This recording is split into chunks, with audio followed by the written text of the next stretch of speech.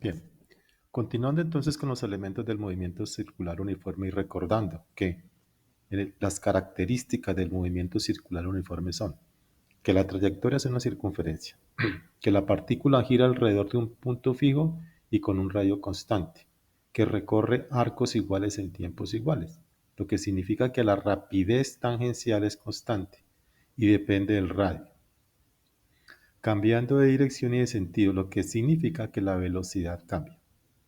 También decimos que recorre ángulos iguales en tiempos iguales. Esto significa que la rapidez o velocidad angular, simbolizada con W minúscula, es constante y no depende del radio. Pero veamos otras características. Como el movimiento circular es periódico, entonces vamos a definir qué es periodo y frecuencia. El periodo es el tiempo que gasta el objeto en dar una vuelta completa. Entonces miremos. Entonces, si el objeto parte de cero, el periodo es el tiempo que gastaría en dar una vuelta completa. Ese es periodo. Tiempo que gasta en dar una vuelta completa. Al dar la vuelta completa, entonces, significa que se establecen unas unidades, que son los segundos, los minutos o las horas. Ese es periodo. Entonces, periodo es el tiempo en dar una vuelta completa. Frecuencia. Frecuencia es el número de vueltas que da en un determinado tiempo. Entonces, por ejemplo, me da la frecuencia aquí. Entonces, hasta ahí va el periodo. Ahí miramos qué tiempo gasta en dar la vuelta completa. Pero si nosotros queremos hallar la frecuencia, entonces, por ejemplo, decimos cuántas vueltas da en 30 segundos. Entonces contaremos el número de vueltas en ese tiempo determinado. Entonces, la frecuencia es el número de vueltas que da una unidad de tiempo. Entonces, repito, periodo es el tiempo que gasta el objeto en dar una vuelta, mientras que la frecuencia es el número de vueltas que da un determinado tiempo. Bien, sigamos entonces. La frecuencia y el periodo es igual a 1, se multiplican. Periodo por frecuencia es igual a 1. Entonces, el periodo le aplico el inverso multiplicativo y pasa aquí a dividir. Entonces, periodo es 1 sobre frecuencia y frecuencia es 1 sobre periodo.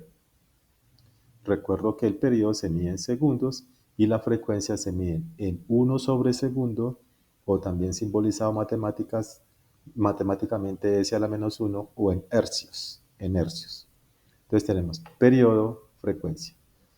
También quiero recordar entonces cómo se define la velocidad angular. Recuerde que la velocidad es el cambio de arco con respecto al tiempo. En este caso es cambio de arco. Entonces final menos inicial. Tiempo final menos tiempo inicial. Así se define la velocidad angular, que recuerdo que es constante porque depende del ángulo. Mientras que la velocidad tangencial no depende del ángulo. Entonces repito aquí nuevamente. La velocidad angular entonces será 2pi, que es lo que es la longitud de la circunferencia, dividido el periodo. Entonces tenemos que la velocidad angular es igual a 2pi, pero 1 sobre el periodo de frecuencia. Entonces la velocidad angular también es 2pi por la frecuencia, velocidad angular.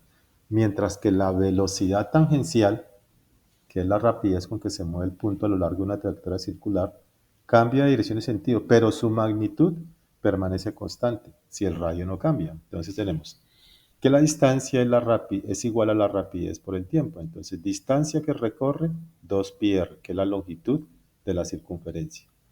V es la velocidad por el periodo, pero el periodo no es por el tiempo, perdón, pero el tiempo es el periodo, es decir, el tiempo que gasta en dar una vuelta completa. Así que la velocidad es igual a 2pi por el radio dividido el periodo para nosotros terminar este proceso. Aquí tenemos una relación entre la velocidad angular y la velocidad lineal que le va a servir para explicar cómo funciona la escalera eléctrica.